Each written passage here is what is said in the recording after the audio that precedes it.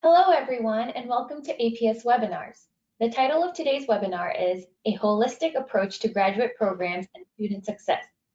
I'm Midhat Farouk, and I'll be your host for today's broadcast. Thank you all so much for joining us. APS Webinars are brought to you as a service of the American Physical Society, connecting you with the expertise of individuals who can offer insight into physics careers, educational programs, and professional development for students, working physicists, and educators. APS membership gives you easy access. Can we go to the next slide? Yes. APS membership gives you easy access to valuable career information and resources, such as this webinar. It allows you to get your research out to the community and network with potential employers or colleagues at meetings, and have a great positive impact on issues that are important to you through grassroots advocacy. The membership also allows you to find a community of like-minded folks through participation in our forums, divisions, and topical groups. While these webinars are free to attend, we encourage you to join us as an APS member today. You can go to aps.org/membership for more information on how to join. Today's presentation features Dr. Stacy York, who I will be introducing shortly. After she finishes the presentation, the remainder of the program will belong to you for our question and answer session. Because of the number of people attending this webinar, we are only accepting text questions. So if you would like to ask a question, please type it into the questions panel located on the right side of your screen. You may submit questions through this panel at any time during the webinar, and we will answer the questions after the talk. So if you can see the screen, the questions box is highlighted. And you should be able to enter questions there. You can also open and close this entire panel with that little orange arrow located on the right side, located on the upper left side of the panel. Additionally, you can adjust your computer or phone audio settings with this panel as well. Finally, a link to the recording of today's presentation will be emailed to you after today's event and will be made available on the webinar homepage. Please allow up to 5 business days for video upload. We encourage you to complete the survey upon exiting so that APS Webinars can improve its ability to provide you with these valuable services. And so with that, let's get started. Before we move into today's session, I do want to let everyone know that our summer webinar series is coming to a close soon. We have a two-part series on science policy planned to close out the summer series. So we have an event next week on an introduction to science policy and federal fellowships. So this will serve as an introduction for what people can do who are interested in science policy careers. And the week after, we will have a career panel and a virtual networking event with people in the science policy world. So please go ahead and sign up for these if you are interested.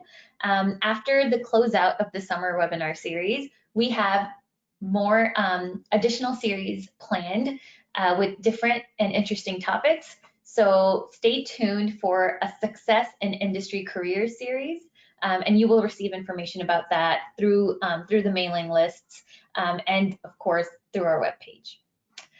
Okay, so with that, let's get started. Dr. Stacy York oversees the materials science tracks within the UO Knight Campus Graduate Internship Program.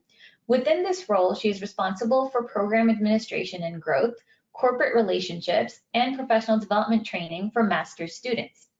Prior to joining University of Oregon in 2014, Stacy was a principal scientist for an upstream innovation group at Johnson & Johnson Consumer Products Worldwide. She developed sustainable surfactant and polymer technologies for brands such as Neutrogena, Aveeno, Clean & Clear, and Johnson's Baby. Stacy holds a PhD in polymer science from the University of Southern Mississippi, where her research focused on the development of polymers for gene delivery and cell growth applications. I'm really excited that she has agreed to give this webinar today. And with that, Stacy, please take it away. Thank you for that introduction, Midhat. I'm excited to be chatting with you today around the country around some holistic approaches that can be taken to improve graduate programs and student success, particularly within physics. So I think before we start about how we ensure student success, we need to zoom out and think about where are the careers for our students after they graduate. If we look at bachelor's students a year after they've graduated, about half are within graduate school, 32% are in the private sector, 15% are in other sectors, and about 5% are unemployed. So when we think about permanent positions, those, which have a potentially an extended lifetime, the majority of those are found within the private sector. While graduate school, it can be a lengthy endeavor, by no means should that be permanent. Similarly, if we look at PhDs, students who have received their PhDs within a year, we find that half of them are in these semi-permanent or temporary roles, I should say, postdoctoral appointments, typically a year or two in length. 31% are in the private sector, 8% are in academia or other fields, and 6% remain unemployed. So when we think about the purpose of a physics degree and being able to use that, the most likely place a student is going to have long-term career opportunities is within the private sector. However, we don't do a great job as advisors as always providing the right career advice and feedback. So we can overlay this with some information from AIP. So recent physics grads who moved into postdoctoral appointments said at an 84% rate that their advisor was helpful in their career planning. That makes sense because most of their advisors, tenure track faculty, did postdoctoral appointments themselves and have a network connected within academia to facilitate postdoctoral appointments. When we look at the private sector, the physicists who ended up in the private sector, only about 55% of the students are indicating their advisor was helpful in career planning. So we see a 30% drop. And of those who are unemployed, not surprisingly, 34% indicated their advisor was helpful. The other thing to note is that, let's say, 2015 to 2016, there were about 1,600 PhD level physicists who remained in the US and were seeking positions. So 1,600. There were only approximately 300 openings in academia. So when we look at advising our students on this academic pathway, I think we need to remember how limited the opportunities are within academia, and we should be really thoughtful about helping our students identify other permanent employment routes, particularly within the private sector. So as educators and advocates for our students, what can we do? Well, we have to identify what employers want, and then identify the skills that the recent grads lack, and adjust our program to integrate training. So I'll be taking us through that today. So what are educators doing well? So we need to know not only what we need to improve upon, but what are we currently doing well that we need to hold on to?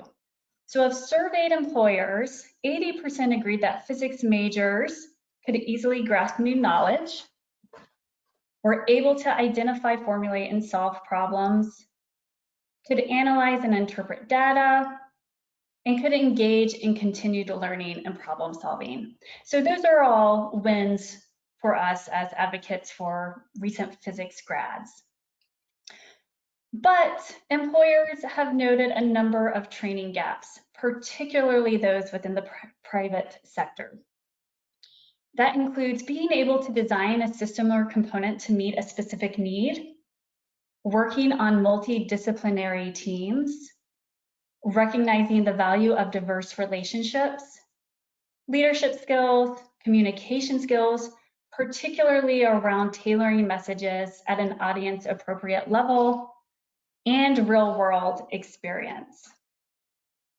So a lot of these things are focused on soft skills, with the exception of the designing the system or component.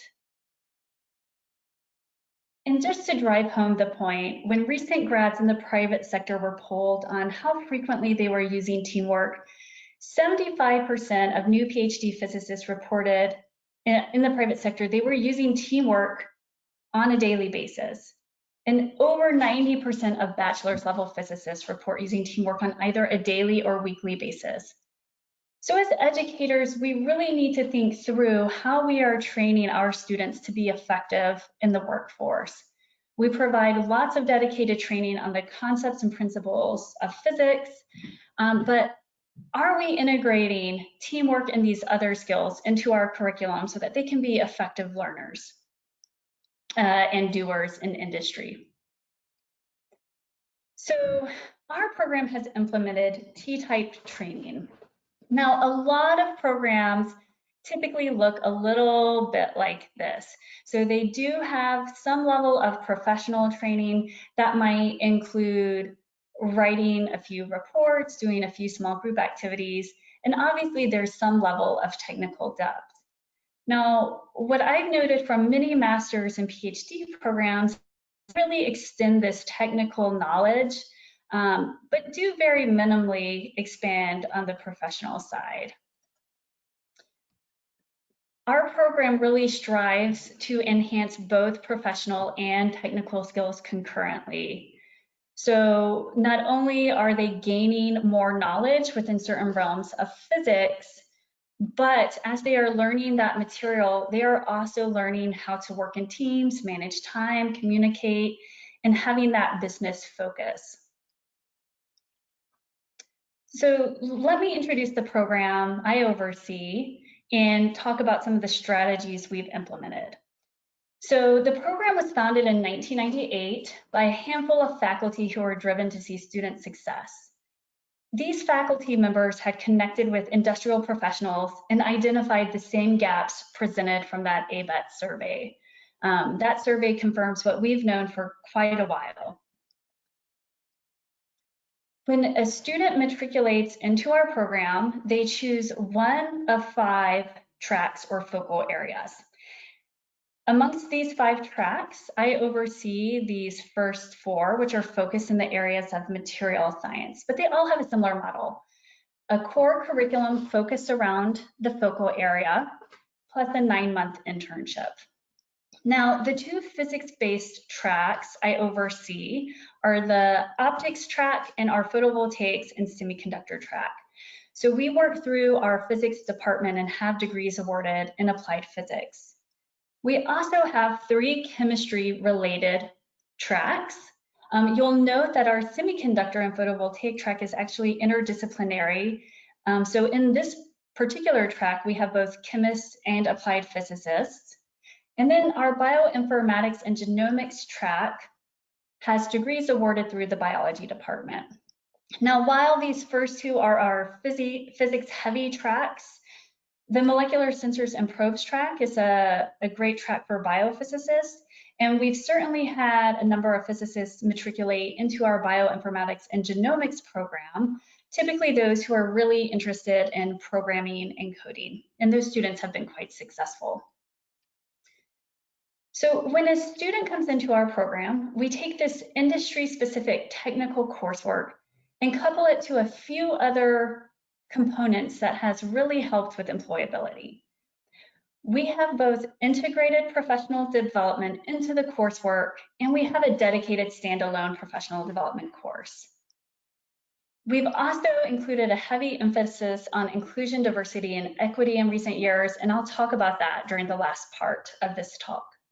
And as I mentioned, each of these tracks has a 9-month required internship component. And it's these things that has allowed us to take this traditional approach to book knowledge and translate it to produce students who understand how to navigate the private sector. So what are the metrics of success before I share with you the strategies? So within a very short time frame, our students obtain their degrees. We are the largest physics-based master's program in the US, as stats indicated in 2017 and 18. We have a very high graduation rate. Within 3 months of graduating, 90% of the alum are employed. We have over 700 alum. In 2019, the average annualized internship salary for our students was near $58,000. In the past 5 years, across the material science tracks, industry has supported $12 million in salaries for our students. And we've had an 18-point improvement in the diversity of our student body in the past 6 years. So these are all things that point towards successfully training students in the field of physics. So what have we done? I'll take you through each of these bullet points.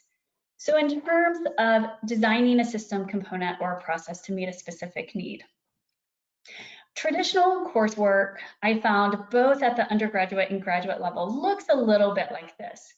We ask our students to build something. We give them steps 1 through 10.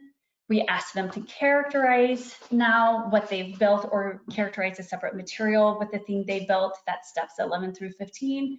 And then we ask them to graph or report. And we provide some structure around what those graphs and reports should look like. So really what the students get here is a little bit of experience in analyzing, interpreting data, and some very prescribed instructions on how to build and characterize things. So the amount of independent thinking and autonomy lacks in this traditional coursework approach. In our program, we put a very heavy emphasis on open-ended projects.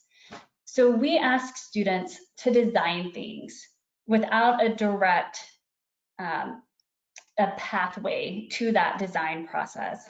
So what this does is require students to analyze and interpret the data at the end to see if they've successfully designed the system, but they get all of these skills towards that path.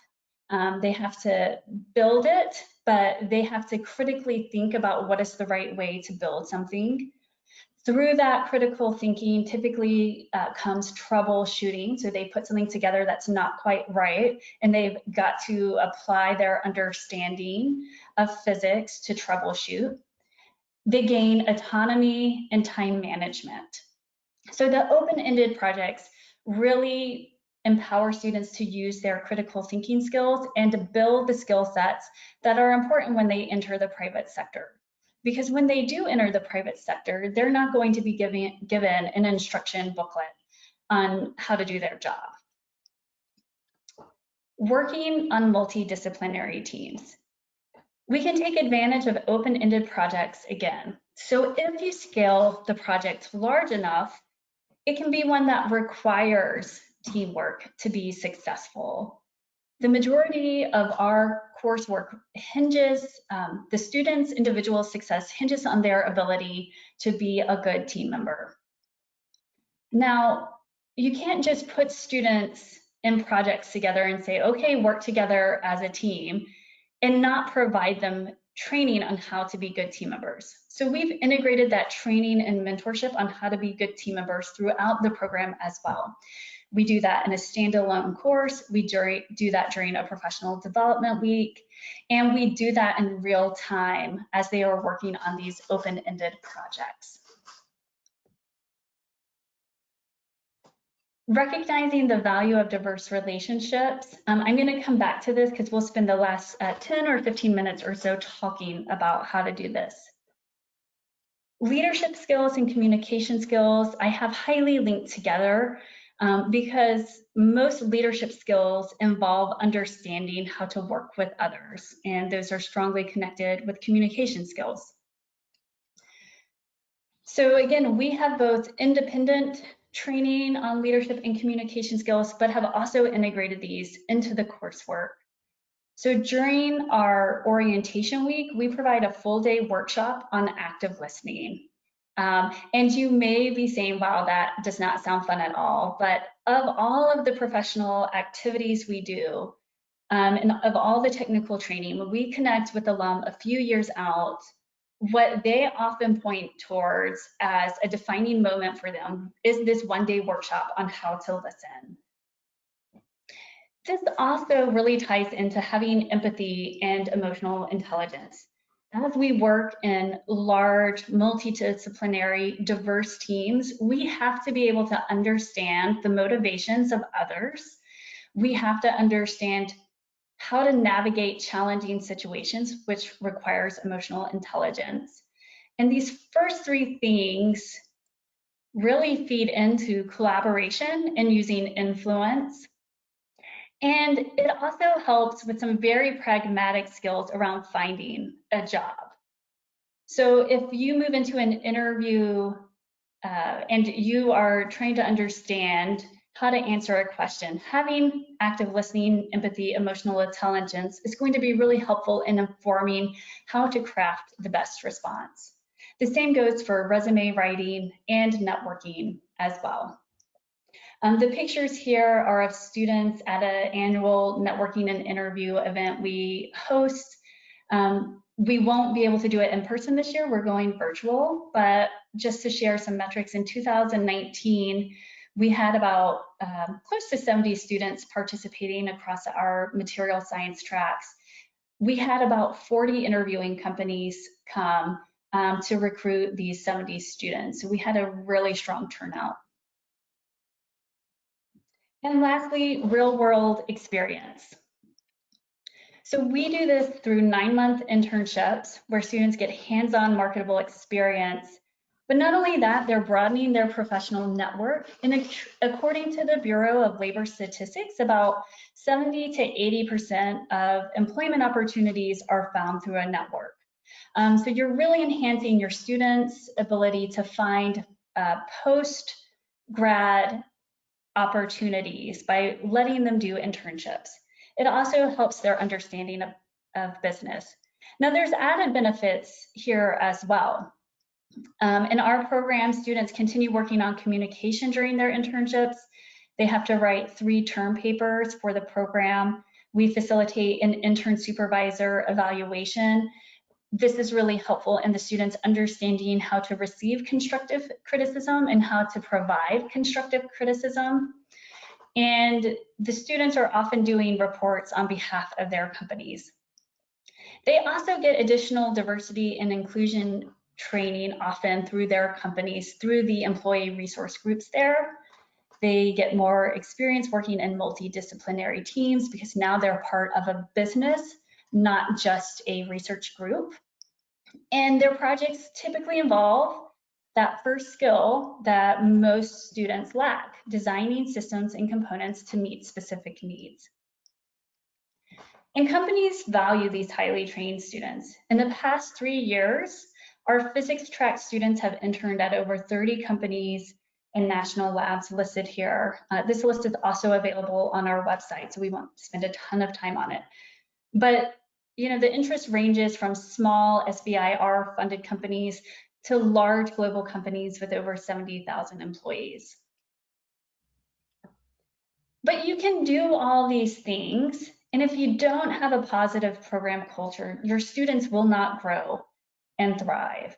And this is something I've seen over the 6 years I've been a part of the program, where we've made some significant improvements in our culture in terms of how we create belonging and a sense of community with all students. So how do you ensure you have a positive program culture? Our approach is to focus on 4 things: rigor, relevance, mentorship, and belonging. So the rigor part is really pushing the boundaries of learning, both technically and professionally. But you can't push students this hard without equipping them with strategies. So we also spend a lot of time helping our students figure out what are the strategies that will work with them. We also provide a safety net. We understand when we push students this hard, there will be failures. And if there are no failures, we need to be pushing them a bit harder.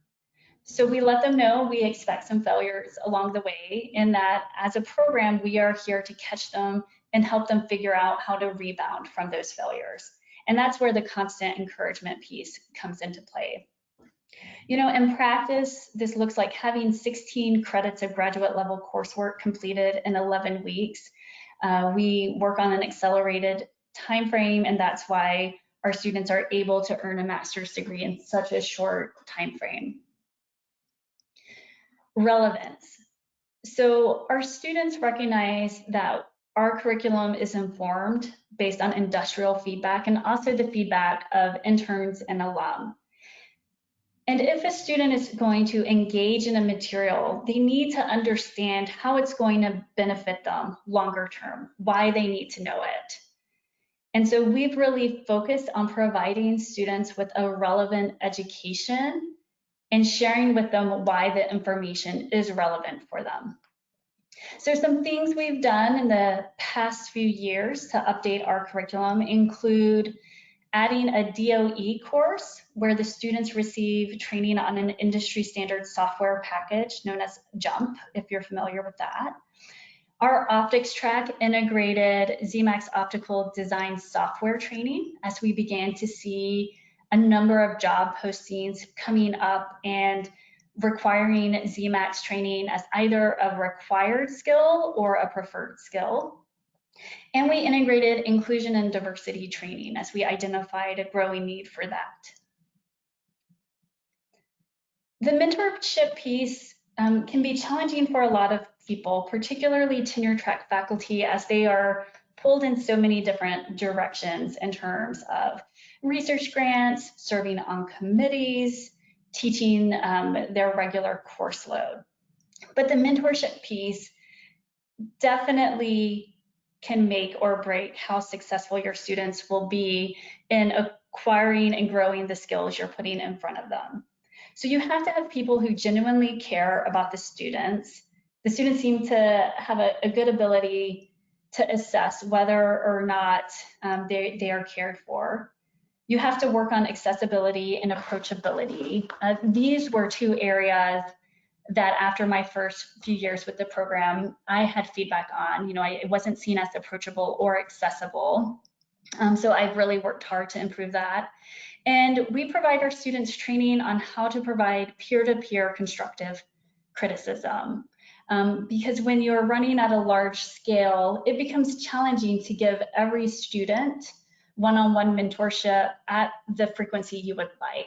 And so if you can train your students to be peer mentors to one another, you can spread out the frequency in which you are personally meeting with students.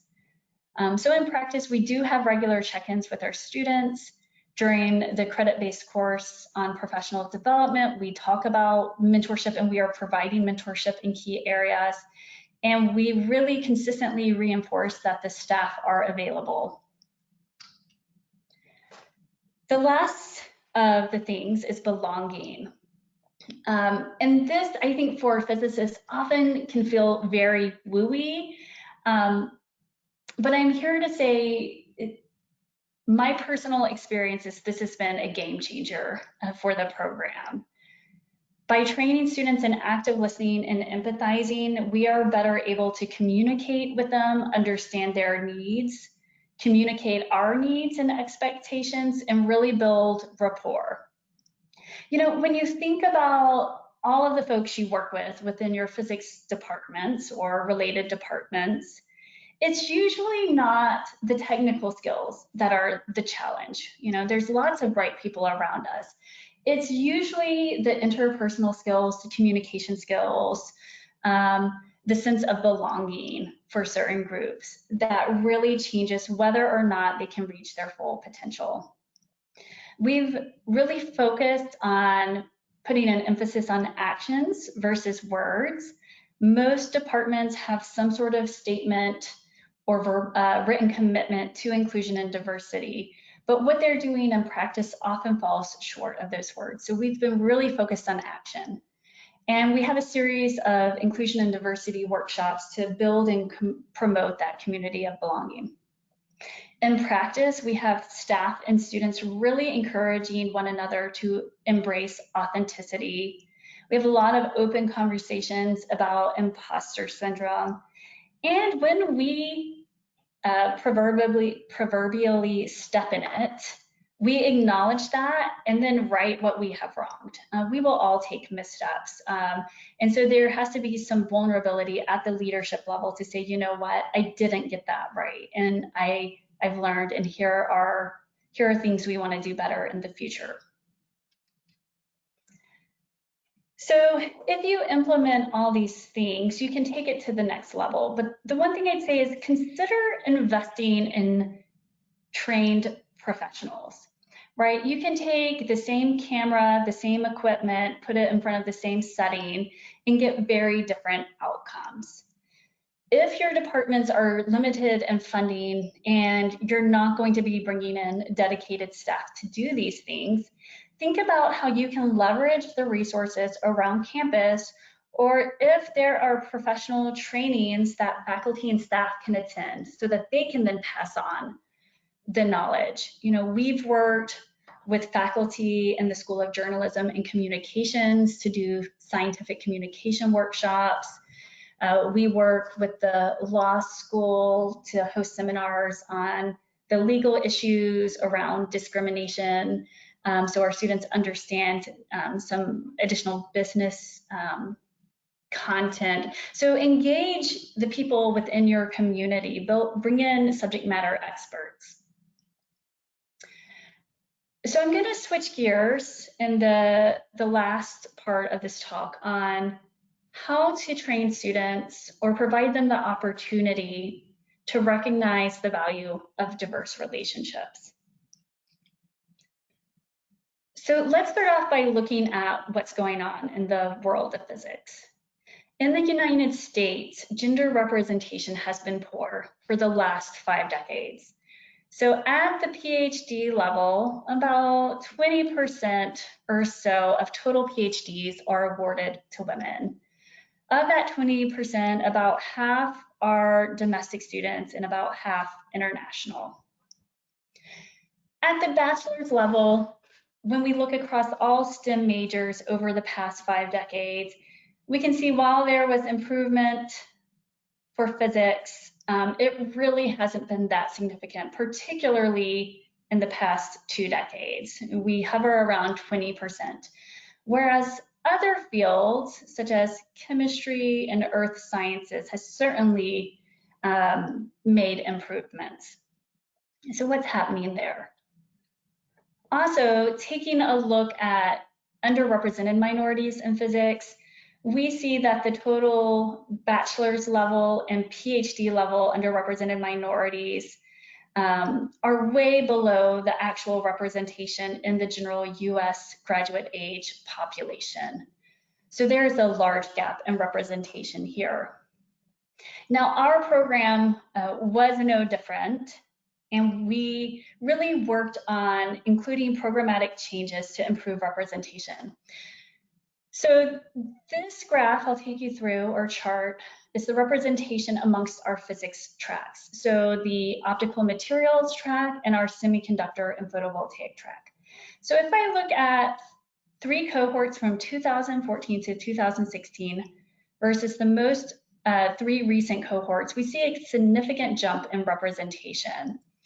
So we hovered around 10% white female, which we had right around 100 students amongst all these in the physics tracks.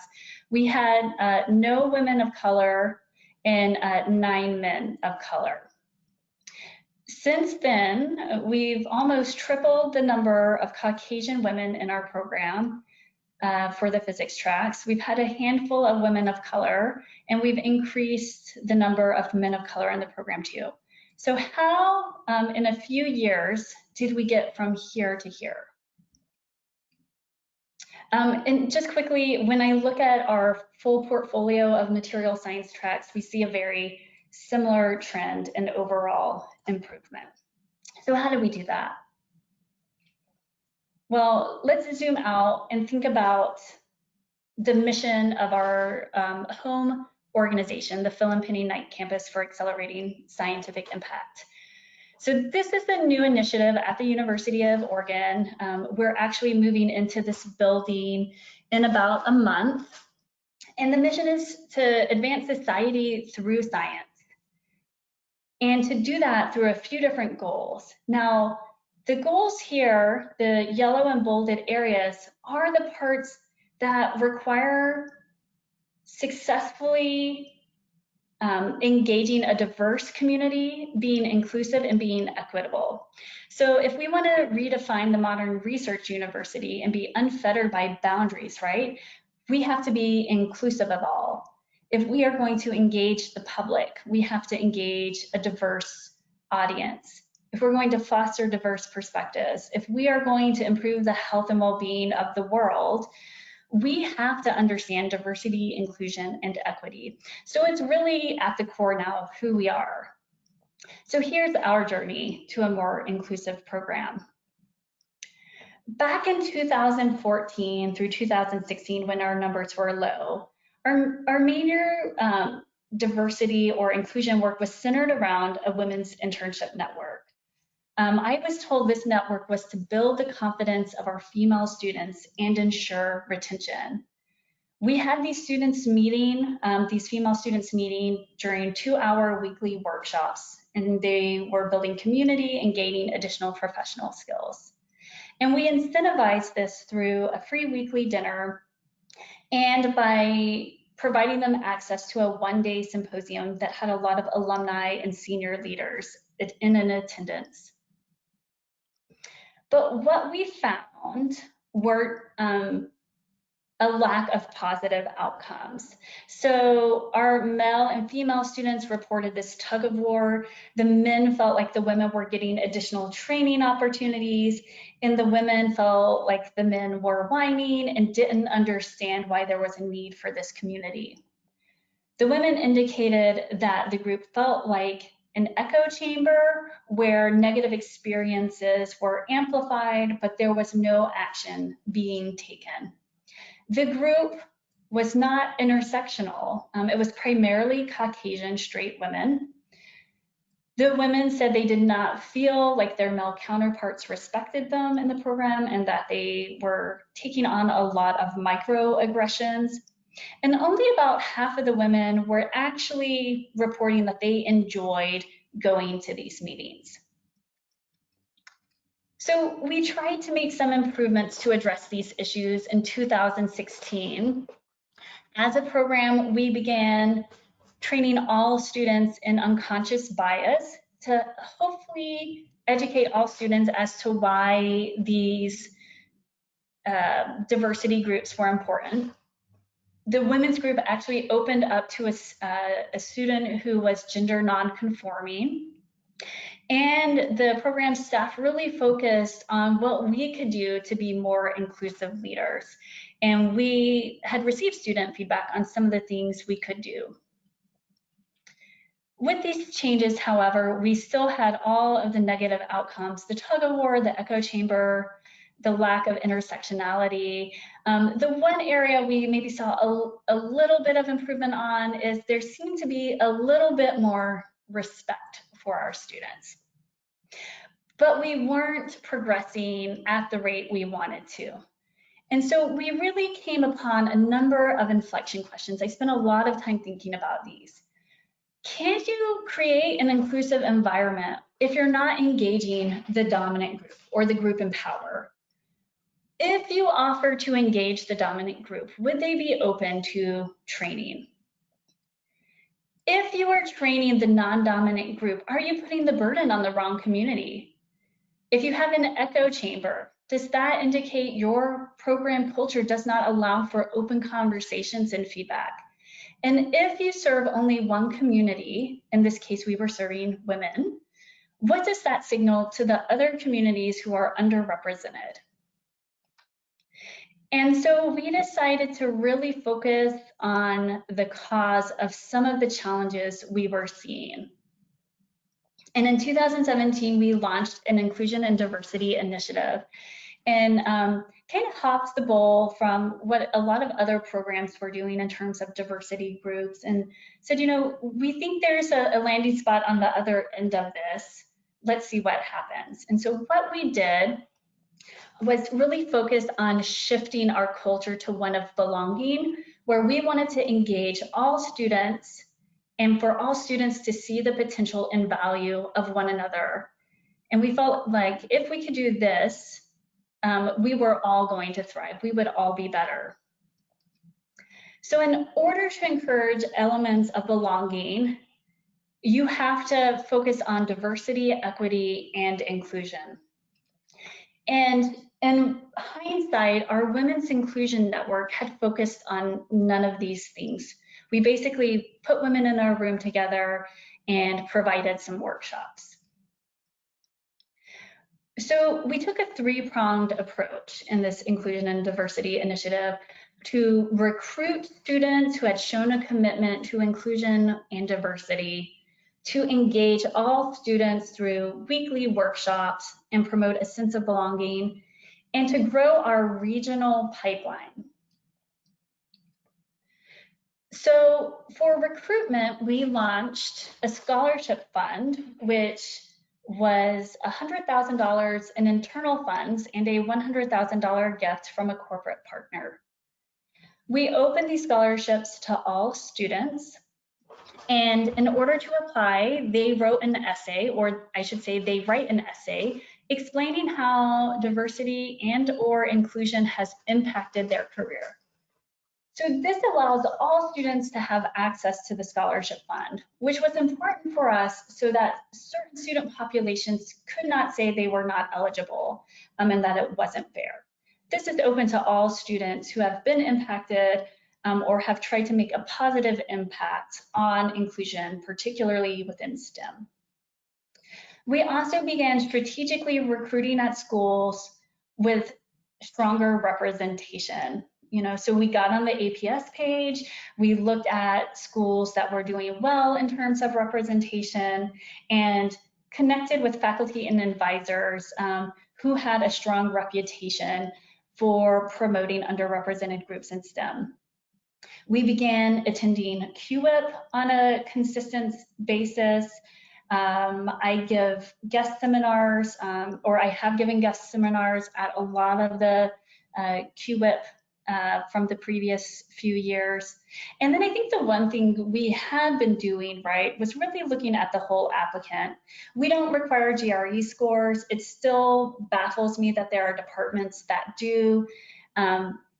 The GRE scores don't predict student success, so we don't look at those.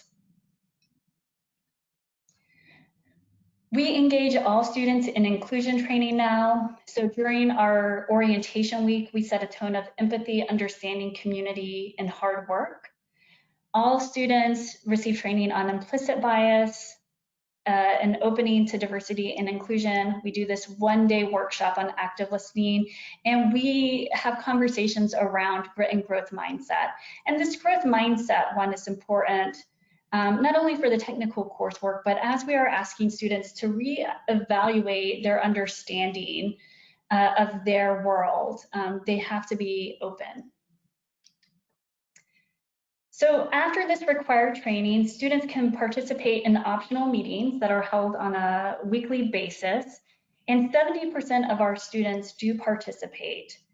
Each week covers a specific topic. We typically bring in subject matter experts to discuss these things. So topics include looking at privilege, microaggressions, a few different panels, company culture, challenging conversations. So when we equip students with the knowledge and when they hear people share in a vulnerable manner their personal experiences, it allows them to reshape what they've known about their existence in STEM and how they can be allies, how they can support one another. And it creates a community of belonging. The facilitator of this, Betsy Tannenbaum, has also been really great at creating a very safe, non-judgmental environment for students to share their thoughts. That's really important, particularly being in the Pacific Northwest, where we have, we're fairly left-leaning. A lot of our students are fairly liberal.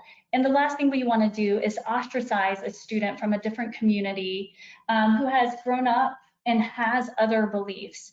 And so we really try to make this about a dialogue and really understanding one another and not being judgmental when we have differing experiences. This engagement ensures all students have a sense of belonging in the program and their chosen industry. These network meetings connect current students with a diverse group of alumni and professionals, and it empowers the students to create the supportive and inclusive environment. The third part is growing. So we have been focused on a few different initiatives. We are beginning to push into community college recruitment because we know that those audiences, those students tend to be of a more diverse background. We are supporting a few physics and STEM retention programs at UO, and we are also supporting a few high school outreach initiatives within the region as well. And so it's been through this three-pronged approach that we've had this really great improvement of representation within our physics tracks and within our material science tracks over the past 6 years. So what happens when you address training gaps? What happens is a lot of great things. You're going to see a high graduation rate, you're going to see high employment rates with your alum, they're going to have earning power, and you can gain improvement in your diverse student population. So with that, you can access more information about our program at internship.uoregon.edu. The Phil and Penny Knight campus information is at accelerate.uoregon.edu. That is our home organization. I'm always happy to connect afterwards with general questions.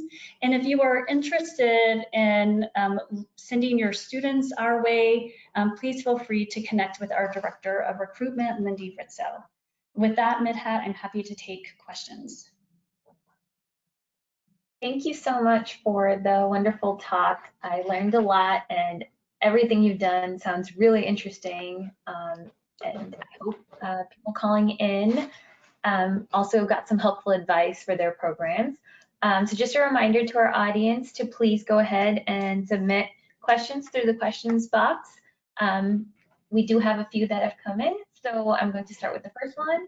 Hello, thank you so much for the great information. I am a PhD candidate in materials science and engineering program, planning to graduate soon. I'm looking for some industry-based job opportunity. Because of the global pandemic, I am facing very difficult time in finding a job.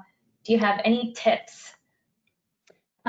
Yes, I do. You know, the one thing I'll note is while the pandemic has certainly slowed hiring, what I found is the material science field is doing well.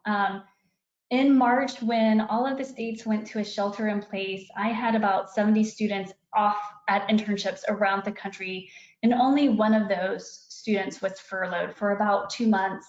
That particular student was in the Bay Area at a startup. So the plus news is, as a material scientist, I think your prospects are good. I mentioned a stat earlier in the talk. Around 70 to 80% of jobs are found through networking. So begin having conversations with people. Get on LinkedIn, go to virtual networking sessions. You know, there's this, Midhat mentioned the science policy workshop and these other career workshops you're hosting. Use that as an opportunity to meet and connect with people. And think about the advisors and faculty members and folks in related departments to material science at your university that might have connections. And certainly find out where the former postdocs and alumni of your research group have gone and leverage them as a resource. So my number one recommendation is to use your professional network. Now that shouldn't look like asking someone, can you get me a job? It should be, hey, I am moving into the job market and I'd love to learn more about this company and how you've navigated your career. So seek input and advice, and that allows a softer opening without putting pressure on the person to directly find you a job. But after you have those initial conversations, if there are potential openings, people are going to be more willing to help you. Yeah, I could not agree more on the networking. That's definitely the number one way to do things. And if you missed it, we did have a webinar on building your professional network during COVID. So if you go to our webinar homepage, you can watch the video, and there's some tips on there for LinkedIn, how to build it, how to use it to expand your network, as well as other tips on networking. I'm also including in the chat, we have a guidebook on our careers website that gives advice on it guides you through the steps of looking for a job, finding a job, and I'm linking our job board, which has job postings that you can go look at right now and apply to if you're interested. Also, I will mention that we are going to be starting a Success in Industry Career series, so stay tuned with these. Keep checking your webinar emails because we will have a series specifically for industry careers that I think you'll find useful. Okay, next question. Do you expect to see more industry-focused graduate programs in the future, and what recommendations would you have for organizations with similar goals? That's a good question. I've certainly seen some programs that exist like ours. I think one of the challenges is oftentimes faculty or administrators have competing interests. So it's really hard to do this work at a high level if you aren't able to really focus all of your energy on it. My sole responsibility is this program. We have a team of 7, and I still feel like we need more support. And so I don't think that comes as a shock to anyone working in academia where things tend to be lean. I think students are really beginning to be better at vocalizing their frustration with the lack of opportunities and mentorship provided. And if departments listen to that and recognize where the trends are going, they will adapt. I think what we will see are more physicists choosing related disciplines, chemistry, engineering, where they know there's the direct industry career path if they don't address the employment and training gap. So in terms of recommendations for departments and organizations wanting to implement or shift, this is a big effort. So what I'd say is be intentional with some of your first steps. Don't try to take on everything at once. Talk with your grad students, talk with your undergrads, figure out what demographic you're trying to support, and then be really intentional and set some metrics of success you want to achieve. Don't say, well, we just want to make an improvement, right? Make it a measurable goal and hold people accountable for achieving that.